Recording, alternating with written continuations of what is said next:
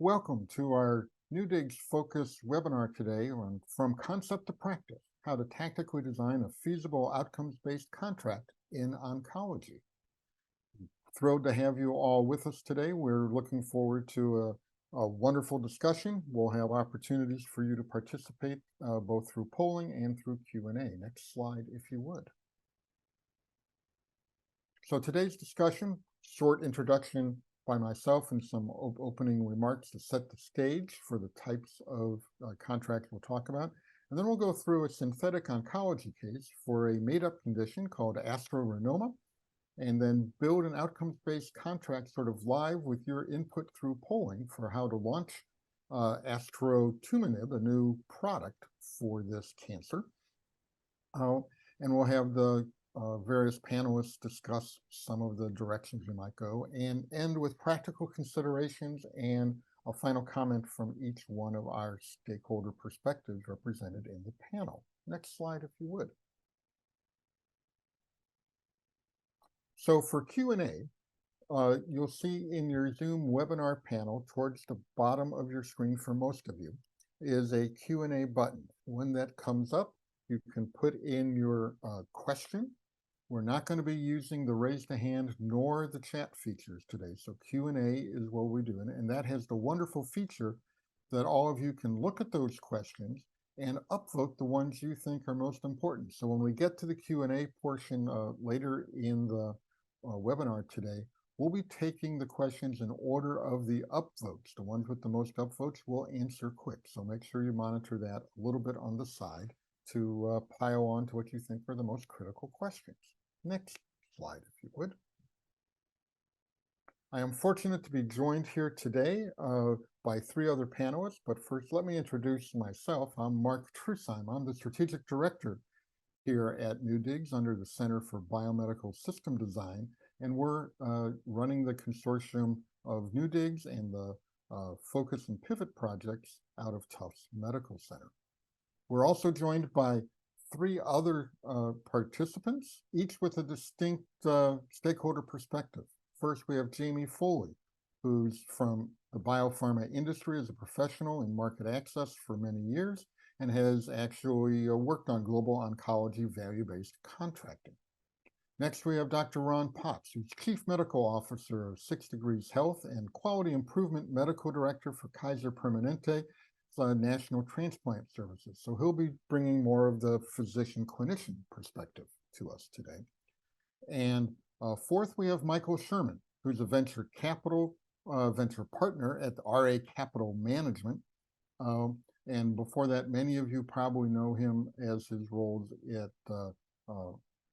Harvard Pilgrim Healthcare, where he led the way on the regional payer side and across the country, actually, in a number of value-based contracts in a variety of therapeutic areas. So I'm thrilled to welcome all of them to this panel. And with that, thanks for smiling and being there, everyone. I'll move on to the next slide, if you would. So we're going to begin both to understand a little bit about who's all with us today, and also to get all of you used to taking polling questions, which will be important later. So we'd like you to answer right now, which stakeholder group do you most identify with? The patient, the biopharma industry, one of the intermediaries in the channel, a payer, or something else? So I, for instance, will answer other, since I'm more academic.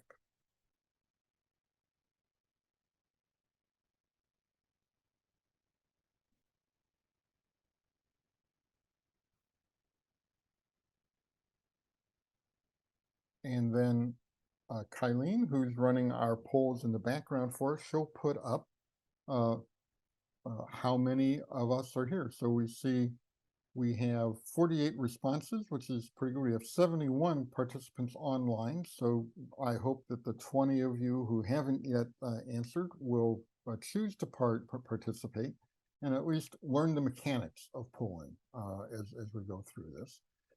So we see we have a couple patients, a good number from biopharma side and channels, as well as luckily a number of payers with us as well, and a scattering of us on the academic and other side. So thank you all for being there and for learning, and this is helpful for us to tune our comments through the day. Next slide, if you would.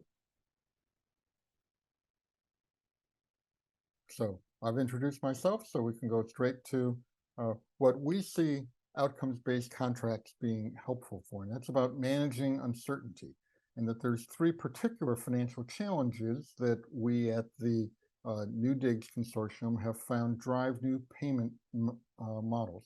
One is sometimes the payment timing for one-time high-cost therapies in particular, but also in oncology, this can be important. There's a lot of emphasis generally on the performance risk of the therapy, how effective it will be in real-world population, as well as the durability of that effect over time.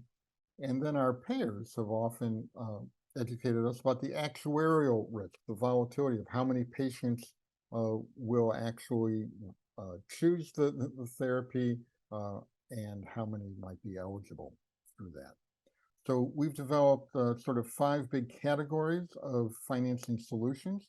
We'll be talking and emphasizing today the milestone-based contracts on the left, but there's multi-year versions of that, which we'll touch on a bit today as well. We won't be talking about the warranty model yet. We'll be more classic outcomes-based contracts. And then there's some pooling approaches, one which we call orphan reinsurer and benefit manager, and some of the subscription models. And if you look at our Paying for Cures website, you'll see greater descriptions of all of these. So today we'll be emphasizing outcomes-based design in the oncology space. Next slide, if you would. So let me explain by what we mean by a milestone-based outcomes contract. That's where a rebate, an additional rebate, is tied to patients meeting clinical milestones after therapy. And these might be very short-term or outwards of a year or two. And these have been around for nearly a decade, with it beginning in Italy and in Europe in the gene therapy space, and before that. And in the US, about the same time, there were some cardiovascular outcomes-based contracts, particularly for PCSK9s for the treatment of hyperlipidemia. All right, next. So Jamie is going to explain to us a bit of sort of the thinking process that goes on within a biopharma company as we think about outcomes-based contracting. Jamie, over to you. Thank you, Mark. So I think that from an industry perspective, one of the greatest pitfalls that I've seen is the inclination for us to say that we have negotiated with these payers in the past. We've negotiated on products that might be similar in oncology in the past, and therefore we should do what worked in the past as well.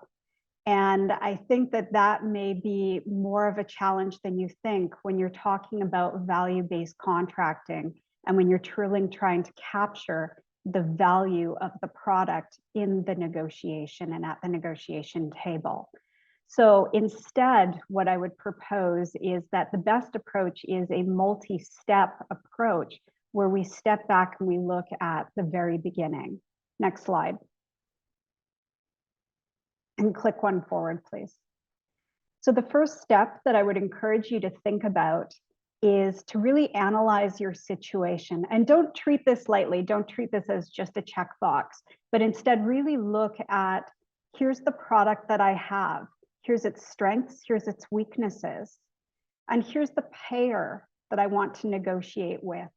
And really think about your segmentation at that point and the fact that you're not creating a contract for payers. You're not creating a contract for the masses. You're creating a contract for a very specific partner. And you really want to think about what uncertainties they might have around the product, around the environment, around the disease state. Next click. From there, you want to then conceptualize what are the value-based contracting options that might work best for your situation. And that can be a list of different options, but what might work becomes then a prioritized list of what do you want to move forward with. And that's what you take to the next point, click forward, where we're looking at conceptualizing and then really making these contracts real. So how do we actually develop a contract that is going to work in the real world? And that's where you're going to get in the details. And I will tell you that in my experience, the devil is in the details. And really, we have to ask a lot of hard questions. We really have to hash something out. At the end of this process is when you're going to want to open the conversation with the payers, not when something is completely fully hatched, but with a bit of an idea of where you want to go and having some flexibility to adjust based on those discussions with the payer. So with that, I'm going to hand it over to Michael to provide the payer perspective. Well, thank you, and it's great to be here with you again as a recovering payer now on the investment side. But I did that a long time, including working with a great team that launched a lot of value-based agreements, including in oncology. So I think it's important. My own perspective is that this is an important tool to balance access and affordability. If you look at the public markets today, you'll see that all of the national payers are way down, and notably those that have a large Medicare Advantage population, which means they're going to respond by trying to limit, hopefully, unnecessary care. So there was a lot of pressure on the payers today, more than yesterday and more than the past year. So I would much rather see tools that allow the alignment of incentives versus saying no because something doesn't work a lot of the time. Because for those people in whom it does work, it can be very important. Let's go to the next slide. So in terms of, contextually thinking about how to get to yes, again, agree with Jamie's point. Discuss this early when there are new entrants. And again, it's not today's topic, but particularly with CAR Ts or gene therapies or something that has a significant upfront cost with the promise of benefit, but no guarantees. This can be an important tool to overcome barriers. In terms of analyzing, I look for differences. Many drugs are coming to market now, accelerated approval. Unmet need is great, but it also means they're generally not the perfectly randomized, double-blinded clinical trial that you'd like to see. Again, small numbers, rapidity to market, all of those are super important. And you may actually see drugs now approved, sometimes for larger populations than those in whom they were studied, which creates a conundrum for the payer who's trying to figure out what to do, given that there's a known cost and the data isn't perfect and may be limited with respect to that population. So again, conceptualizing, I like to sit down with the pharma company and understand what do we agree on, where are there differences. There may, and again, one obvious case is what is the efficacy rate? And, if something works in virtually everyone, there's no need for a value-based agreement. I want to emphasize these require work, and we'll talk more about that later, infrastructure and the like. And so it's not just do it for the sake of doing it. But again, when something works some of the time fabulously and is well worth it, and other times not as good, these can be a way to overcome barriers and improve prior authorization and get to yes quicker. There also may be concerns about uncommon side effects or other cases, and usually the pharma company is confident of something, the payer is not so sure. So this becomes a way to de-risk for the payers. And again, we're not going to speak in a lot of detail at this juncture, but endpoints are important. I like to look at those that were used for the clinical trial. On the other hand, those can be hard, very hard or impossible to capture. So there needs to be some pragmatic view as well. And then again, once that's done, operationalizing the legalities of contract and understanding things like who's collecting data. So a lot goes into this, but they're important. So I will turn it over to Ron.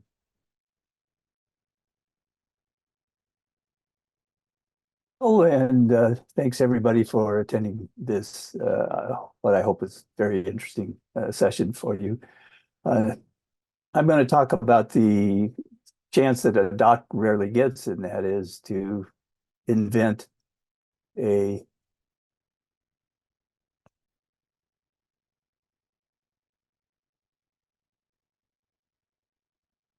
okay, next slide.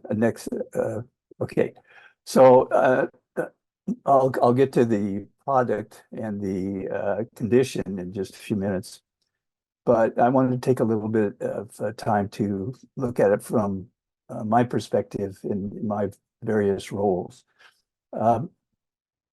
I think at times we tend to forget in the healthcare industry how many plans, how many people are covered by self-insured health plans. 65% of the workers in the US who have health insurance of some kind, that's quite a few people. And there's some characteristics about these self-funded health plans you probably all are aware of, but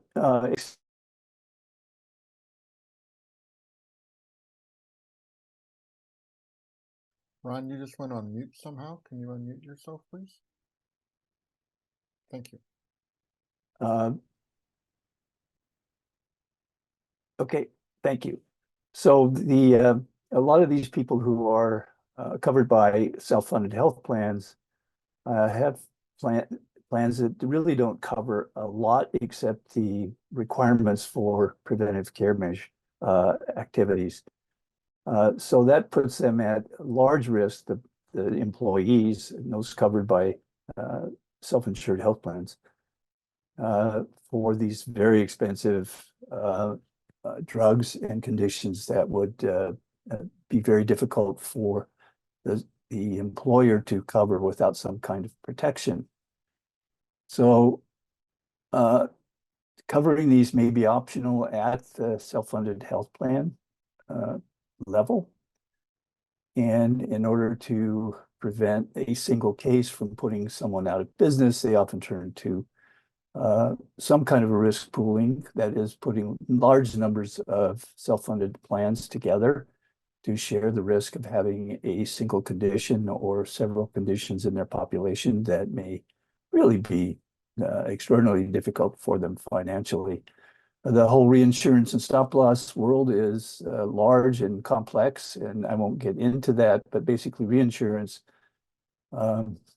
covers a broad population for overall high costs of care to protect them in that way. But the other part is stop loss, which really focuses on a single patient with a single condition, and that's insurance coverage for high costs for that particular one. Problem is there that these contracts and the premiums from the self-funded plans are renewed or renegotiated once a year. So the opportunity for the reinsurer to redline or say, we can't cover this unless your premium for this particular condition or this patient goes way up. The ways that 6 Degrees looks at this sometimes is turning to the reference-based pricing approach, which is based on reference basis, usually based on Medicare pricing and then a percentage over Medicare, and taking a really close look at claims reviews and seeing where there are excess costs in the patient journey and record. So the outcomes-based contracts for these therapies is really important because the incomplete data on them, particularly like has already been mentioned, the effectiveness or the ability to really cure.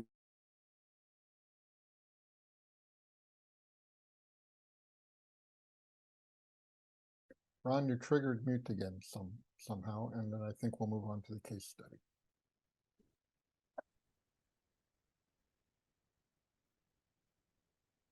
There we go. I'm sorry. Okay, so I'll go on to the case study. I'm sorry. I guess my mute is triggering on and off. Sorry. So it's not often, as I said, that doc gets to create a disease and then a treatment for it out of the blue. So this was a really fun activity for me to do. Astratumab is this treatment, and astrorenoma is the condition. Next slide. Next. The astrorenoma, renal, is a malignant tumor of the kidney. So it's the common tumors that we have are renal cell carcinoma, This is unlike renal cell. Somehow it may be related, it's not, but it may be related to astrocytomas, which occur in the brain. But this condition occurs in one kidney, may go to both kidneys, and then if it has metastasis, it usually goes to the brain and to the astrocytes in the brain. There is no treatment yet, let's say, until astratuminib was created. But the standard of care for this condition was to do a nephrectomy on both sides to prevent spread to the other, and then start dialysis. And if the patient is determined a candidate, on to transplant as indicated. So the population with having this disease is usually in this age group that you see here, pretty much similar in both males and females. We'll talk about most of these people in this age group being in the insured population by commercial insurance, and the prevalence is actually in the current population about 1 in 30,000 as the manufacturer would look at it. Next. The drug itself is a small molecule. Yeah, and Jamie's going to tell us about the Yeah, product here. Jamie's going to do this, so I'll Being turn the it over to Jamie. biopharma representative, so tell us about this, Jamie. What imaginary wonderful product has come to market? Thank you, Ron. Thank you, Mark. We in biopharma are very excited because we feel that astronoma is also a very serious condition with significant unmet treatment needs for patients, and we wanted to address this. So we have been working closely with our clinical and R&D folks, and we have come up with astratuminib, or Astro, as we like to call it. And so Astro is a daily oral small molecule targeting the metaphor pathway. It was approved on an accelerated basis by the FDA, and it's indicated as a first-line treatment. Now, I'm happy to report that we have priced it at only $240,000 per patient per year, or only $20,000 dollars per month.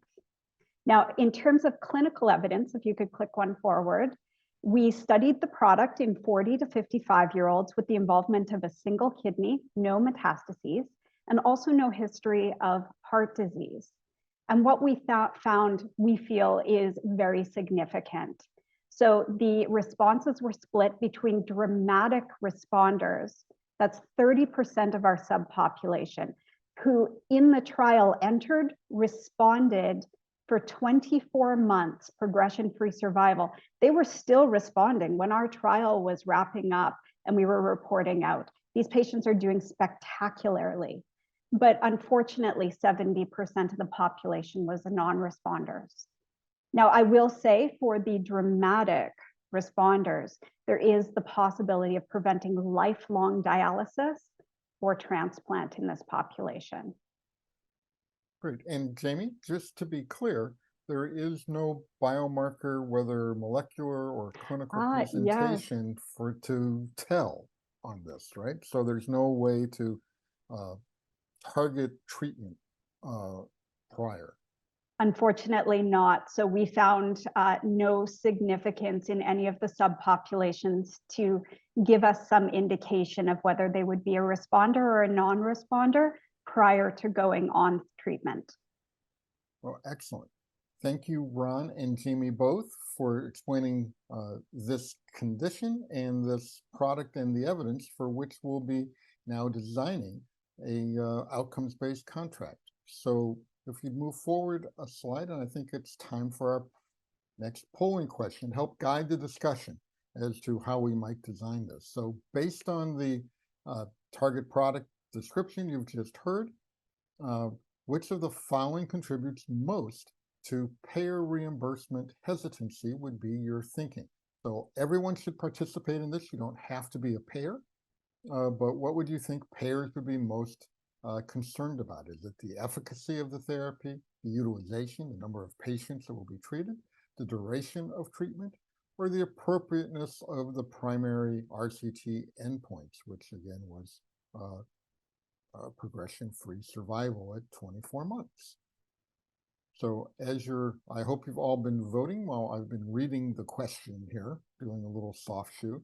And Kylene, when you see the number of respondents beginning to level off, if you'd show us the results.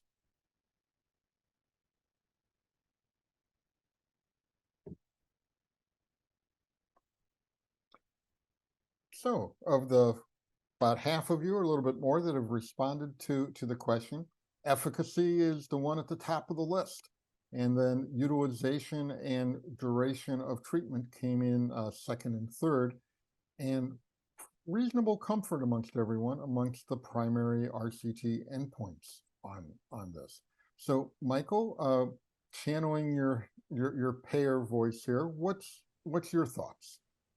Okay, so when I look at this, and thinking about that target product profile, it's well defined in terms of who the population is.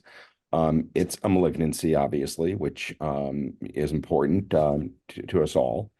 And the prevalence is 1 in 30,000, and that's what I would say is it's not rare.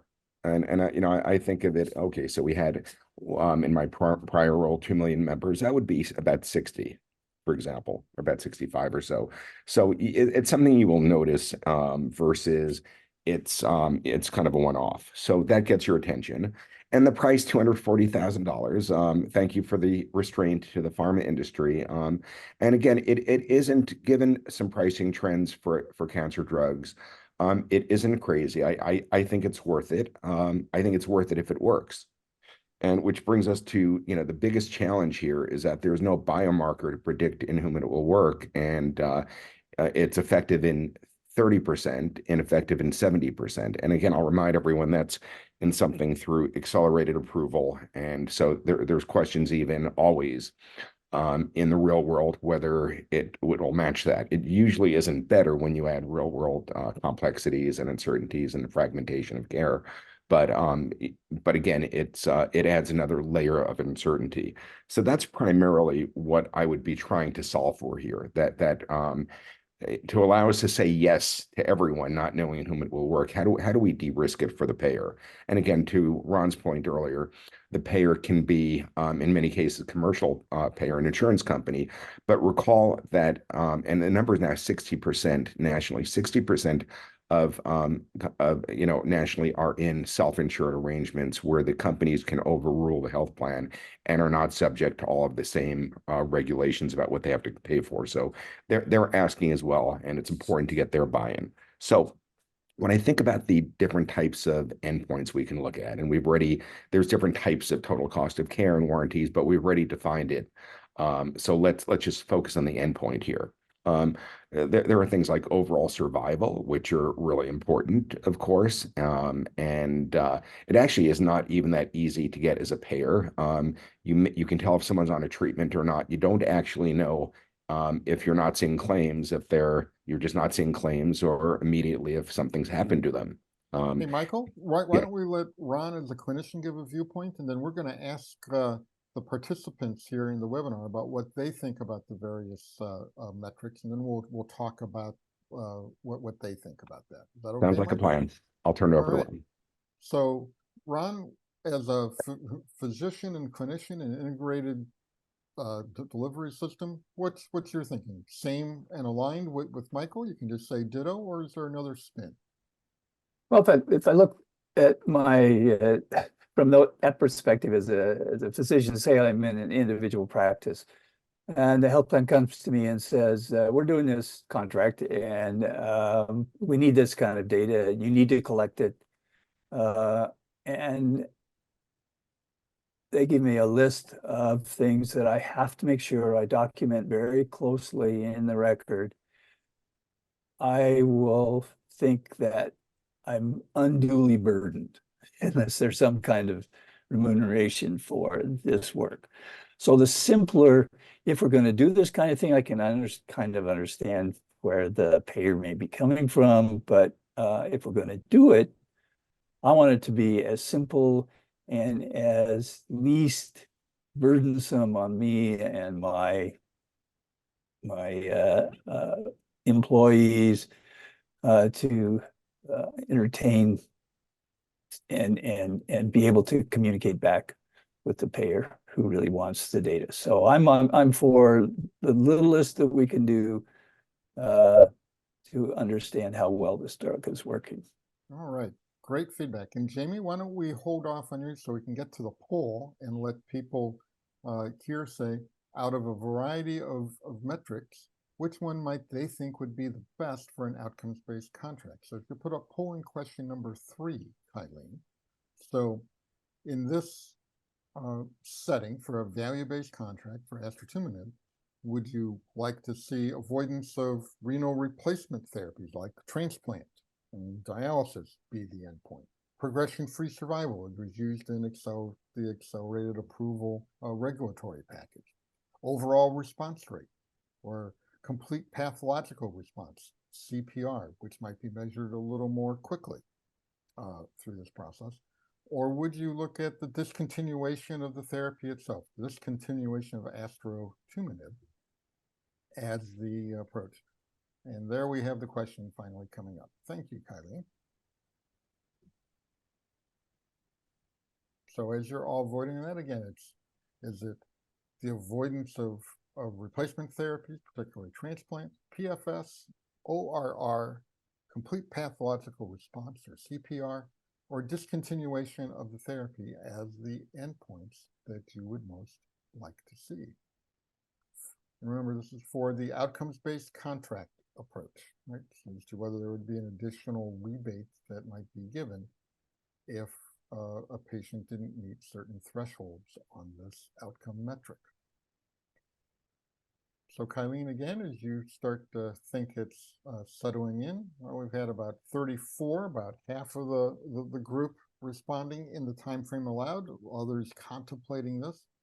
So we see a number would like to go out to the avoidance of transplant. A few liked PFS, but coming in number 2 was really the ORR, the overall response rate, as perhaps being the better of the rapidly assessed ones of ORR, and complete pathological response is another fairly rapidly measured thing.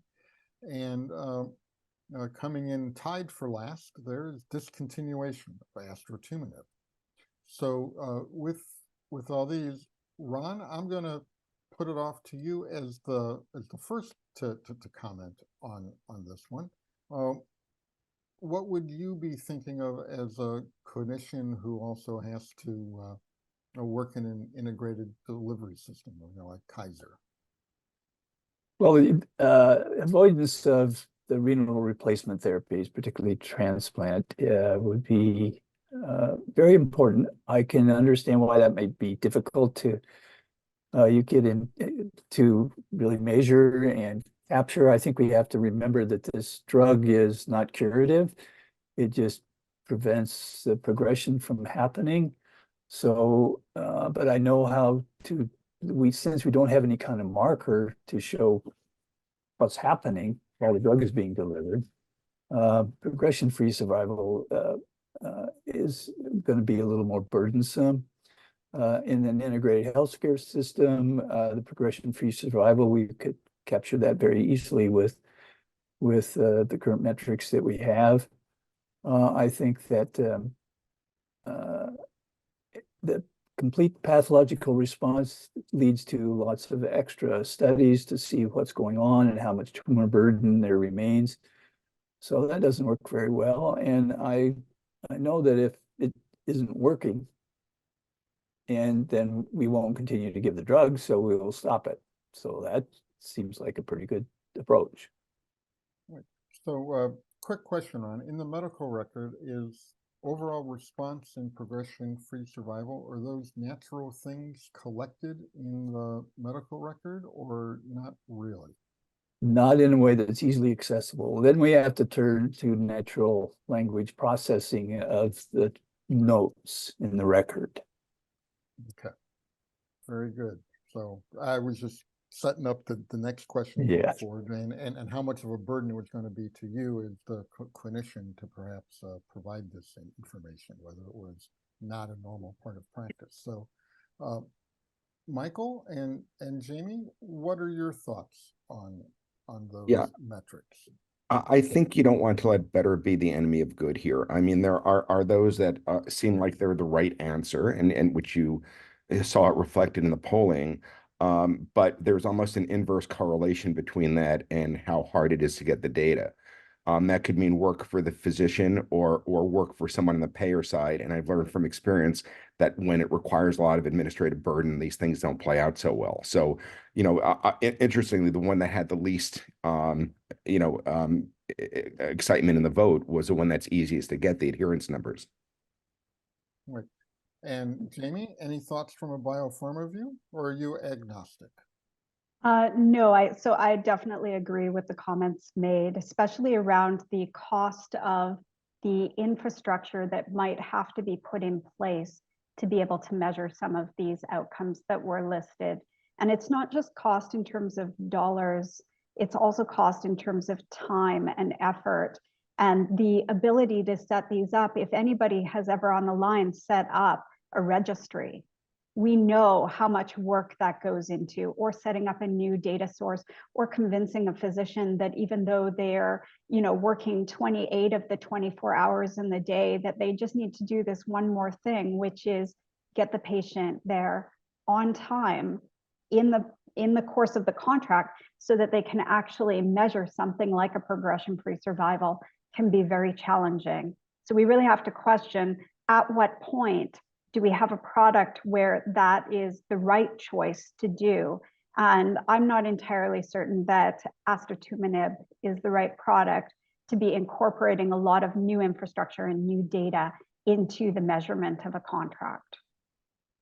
Very, very valid perspective. So with that, that leads into our next polling question that dives into some of these implementation issues of metric selection on not just clinically and intellectually what we would like, but from a practical way, what are the major challenges to determining the patient outcome? And you've seen here the variety of responses. Do you see that the major challenges are availability of data, the patient measurements occurring along timeliness consistent with the contract requirements, meaning that normal care might be not completely synced up with a 1-year sort of outcome measurement approach? Or is it the accessibility of all the parties to the needed data, which would include the biopharma? People would have to have some access to this, as well as the payers, as well as perhaps the providers, but mostly payers and the biopharma would have to adjudicate this. So we're seeing the answers coming back. Again, our same 34 bold people participating in the polling, and it's about the availability of data. Came in with patient measurements occurring in the timely way, also being pretty high up, and trailing in the trifecta is the accessibility of all the parties to the needed data. So it's mostly about is the data there, and is it collected at appropriate time points? So with that, Jamie, you went last time. How about first on this one? This sort of seems to echo some of your comments a moment ago. Absolutely. I feel like the first point I would make is that it's unfair that there be a single choice here, because I think that all of the above could be a valid answer to this question. They're all major challenges to us at different points, creating value-based contracts. The availability of the data, as I said a few minutes ago, having something new set up can be a challenge, but even in existing data sets, it may not necessarily be that everybody has access to the data that is needed to really capture what is needed for the contracts. And don't discount how important high quality data is to this contracting. You could argue that with value-based contracting, that the data that goes into like a health economics model that we say is our gold standard, it's not going to be good enough for this kind of contract. We need to be able to capture data on every single patient. We need to be able to see their course of treatment, and potentially when they took the drug, when they didn't, what their outcomes were, et cetera. So it really is very, very important that we be thinking about that early on. But then it's a question too of when the patients come back, are they coming back in timelines that are consistent with our contracts? And if not, do we need to be thinking about that when we're designing our contracts so we've got the flexibility needed to be able to continue the discussion with the payers? Because I've personally seen where we've gotten stuck for 6 months to a year reconciling a contract because we didn't necessarily agree on some of the key metrics, and patients, they don't always do what we expect them to do. And then that last point around the accessibility of all parties to the data, that speaks to me more of compliance and the legalities of it and making sure that, you know, we're following those steps. So I feel like all three of those points are valid. All right. Michael, what's your payer view on this? As we're yeah, thinking again, about the metric selection, how much of these practical things sway you? And then to which one of the metrics does this sway you? Yeah, and again, I think there's also a balance between the how rare the condition is and what you're willing to do. If it's 1 or 2 per million, and you've got a large, amount, 6 figures at stake with gene therapy, yes, you could have some a pharmacist or team member or analyst make calls or do whatever manually. But that said, this is not that. It's a little more common, not just within a given payer, but across the U.S. And so the ability to get the data is key. I've done a lot of these, and the strategy of let's agree on the agreement on the contract, and then I'll tell the people who I work with, you figure it out. Stops working after a while. So that's a good short-term strategy in pilots. It's not a good long-term strategy. The other layer here is it's one thing, we were always early adopters, and again, our team did so much to figure this out and sometimes do things manually, but we also had, even when we know how to get the data, there's always competition for analytical resources, those who can access databases, claims, even when we know where that is, and then take it up a notch to, in this situation, we're at a point now in the evolution where they don't just want to do a pilot with Harvard Pilgrim or 1 or 2 other plans. Presumably, they want to do this with many. And while we think about the largest in the country, there are several hundred health plans. So if you think about that adjudication and communicating, and not just for each payer, but for the pharma company, you really need something that is somewhat standardized and easy and doesn't itself create a whole costly infrastructure need. Okay, Michael, I'm going to throw at you a couple of questions in the Q&A because I think they're relevant right at this point, so I might as well answer them. One is, can physicians be paid for their efforts in documenting specific outcomes that are needed for the outcomes-based agreement? And could that be something agreed on when designing such contracts? And I'd add to that, and is that payment fairly small, or is it a substantial amount, to your point about needing to keep this fairly efficient? Yeah, so in theory that could be done. There have been codes, in the past about social determinants of health and things, but again, even that adds additional complexity on the part of the payer with coding their claim systems. It still work for the physicians. In terms of getting physician buy-in, I'm more a fan, and this is kind of little, going above and beyond, so I'll be super brief, of kind of aligning with the physicians themselves. For oncology, eventually, if we have value-based agreements, which are rare now with oncologists, now they have a strong reason to support anything which lowers the total cost of care because they're sharing in it. So I think that it's important to make sure that they're compensated, but I think having a separate code is not the best mechanism. I'd much rather align incentives so they actually care about these things as well. Right. And then the next one is, do you see drug discontinuation or time to next therapy as measured in claims data a acceptable proxy for progression-free survival? Well, on that, you should ask. One of the few oncology agreements that we did at Harvard Pilgrim for Lundberg with Takeda, we struggled with this and actually did agree on discontinuation, which for that agreement, which is enforced because the other data elements were really attractive but hard to get, and that's one that's pretty easy to tell from claims, and presumably,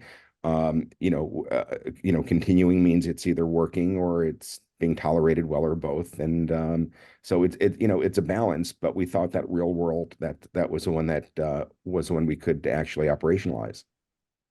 Mark? And yes, Ron. No, I was going to ask Jamie, something about that. So people discontinue drugs for lots of different reasons, right? So I would think from your perspective, you'd want to know if the patient stopped taking the drug because it wasn't working, Yes. rather than they couldn't afford it, they didn't want to take it, it made their food taste bad, whatever it was. So that puts another somewhat of a burden, but probably less than the other things, on the physician to document that carefully. And so I think, sorry, Ron, am I interrupting? Well, nope, go ahead. So I'm thinking that it's a balance between theoretically what is the perfect answer and in reality, what can we implement? Because I agree, from a treatment perspective and efficacy of our products, we really want to know, why did the patient stop? And I could list for you a dozen different reasons why they stopped, that start with the clinical data and say, okay, the drug didn't work. All right, that's an easy one. Or there was some side effect that was too much for the patient. They decided that they couldn't take it anymore with their physician. But they might have also changed jobs, changed insurers, and therefore being forced to change doctors as well. Or they might have decided that now was the time to move to Timbuktu, and therefore they are out of the system, and we may not necessarily know what's happened to them.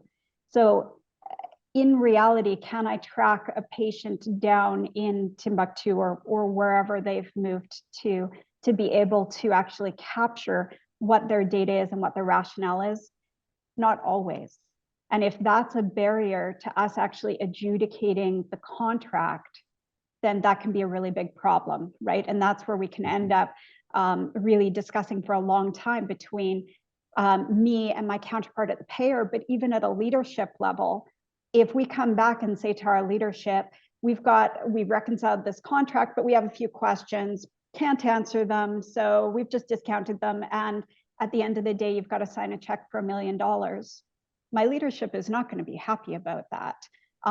So what we really want to do is get ahead of those things. And that's where sometimes we look at it and we go, okay, is the cost of the infrastructure, the cost of getting the absolute correct answer to why the patient discontinued, is that a barrier to doing the contract? And if so, can we use a proxy like early discontinuation and say that for the purposes of this contract, it doesn't matter.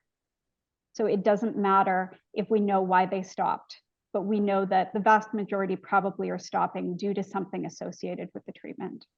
Yeah, I would second Jamie's comments. And, it's funny because what Ron said was intellectually made sense. It would be helpful to know why maybe they didn't like the way it made their food taste. But, I'm willing to accept, well, it's a drug that helps with cancer, so maybe they'll overlook a lot. But even if you agree intellectually, you add that on, the amount of work, you've now gone from a very manual process to something where it's hard to get the information. And then to Jamie's point, this starts collapsing under its own weight.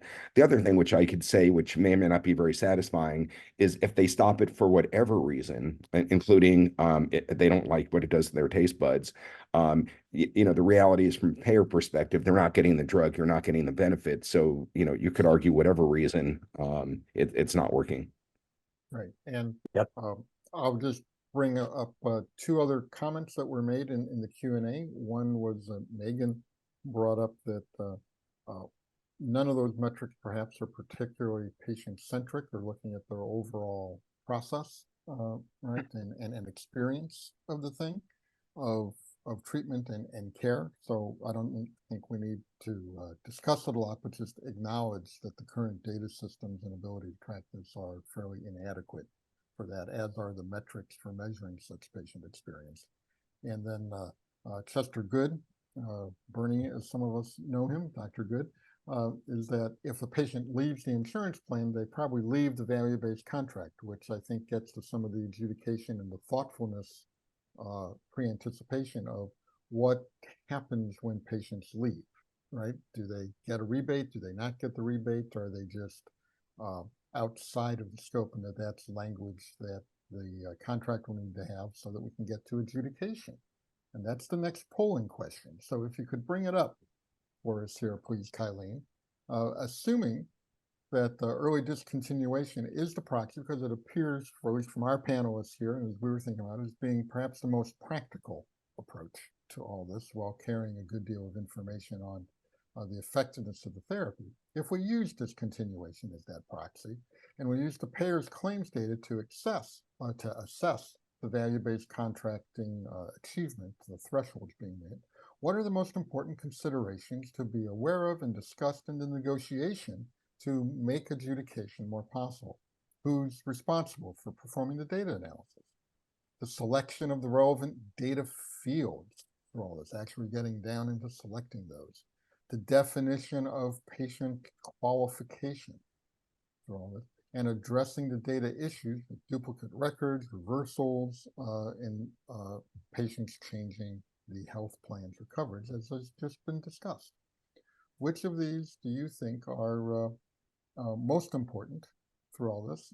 They're all relevant, but which do you think are the biggest sticking items that really need to be top of mind, the number one priority? And as always, Kylene, please interrupt my soft shoe discussion whenever you think the polling looks like it's leveling out in terms of responses. And this is a pretty split decision, everybody, right? I think this is perhaps everyone thinking they're all kind of important, but I'm surprised at the nerdiness and wonkiness of the group that actually the selection of relevant data fields, getting down into that kind of detail, scored number one. What do the rest of you think about this? I think Michael, maybe you take this first, and then Ron will have you second. Okay. Yeah, these are all relevant, but it's interesting. I think of them as different points in time. The second and third are not unimportant, but generally you're clear on those at the time you execute the contract, not when you're trying to adjudicate.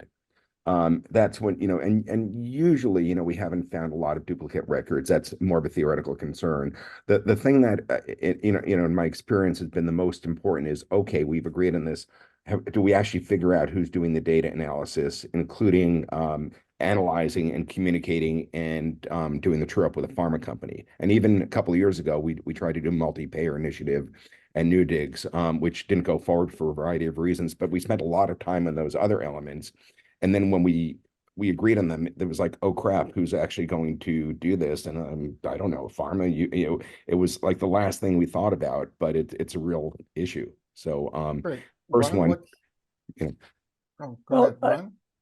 I think one thing to bring to the fore here is this drug was released on accelerated approval, which means really on a surrogate endpoint, and the opportunity to generate real world evidence on its efficacy is out there, right? And so I'm wondering if just using drug discontinuation really meets any of the needs that the rest of the clinical trial would be carried out for the true endpoints needed, and how difficult that is for both the insurer handling the contract and for the developer.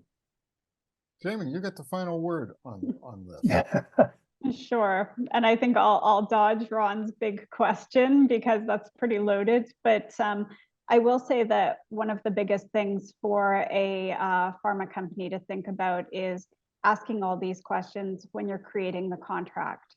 Because I think that if you're looking at selecting, say, the relevant data fields, that was a big one in the answer. If you're looking at that and saying, we'll figure it out when the data comes in, I'm going to tell you that if we're looking at claims data and you've got 20 date fields in front of you and the payer decides one date field is correct and you feel another one is correct, you're going to get stuck.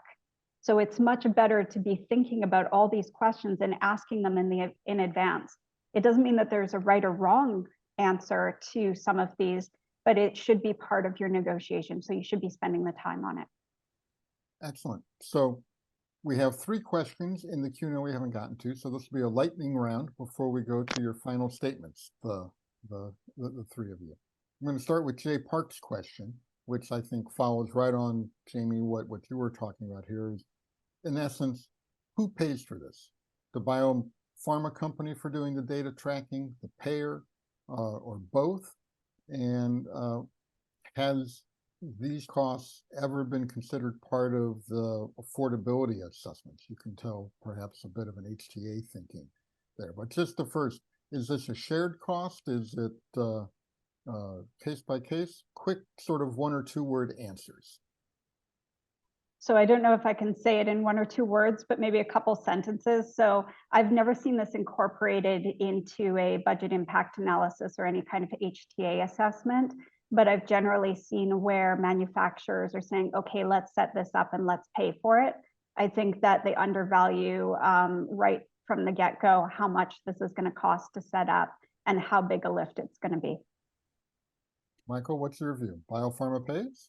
I think your probability of getting payers to actually cover the cost is something between 0 and less than 0. So by default, yes, there's also these drugs are expensive, and I think if you think of it as one of the many costs involved with launching it, et cetera, on a per patient basis, it becomes pretty minimal. But they just need to think about it ahead of time.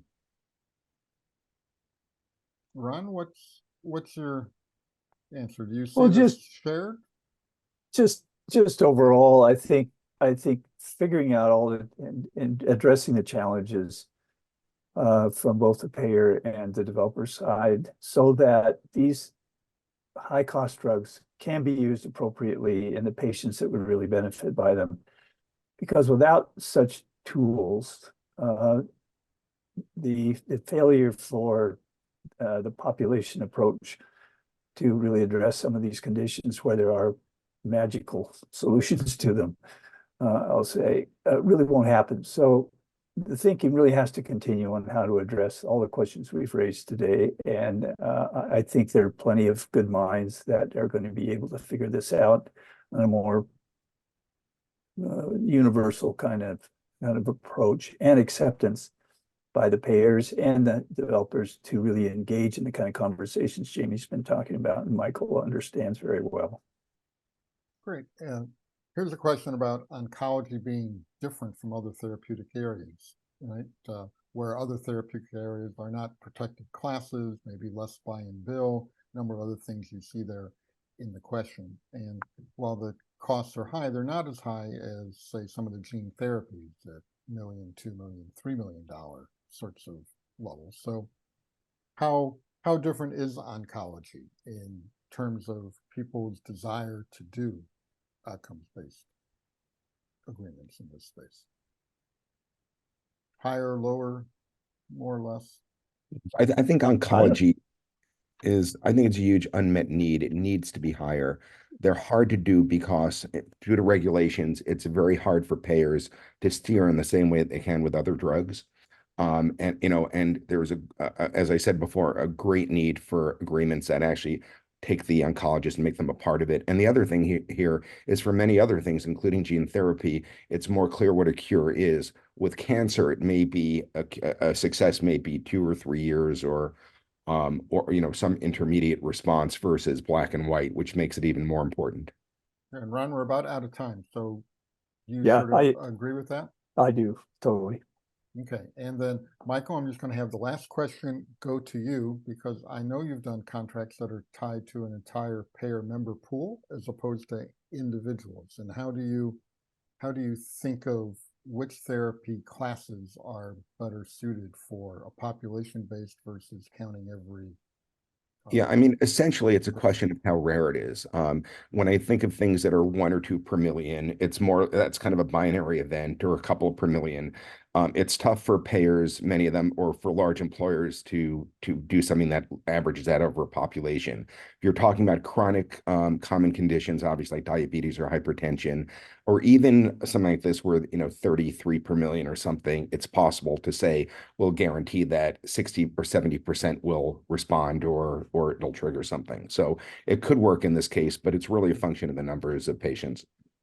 Great. And so with that, it's time for our final thoughts on each other. So each one of us gets about 45 seconds or so, and then we'll say goodbye. So starting with you, Ron, what are your thoughts at sort of the practical considerations and your stakeholder perspective, again, from that provider and integrated delivery network payer perspective?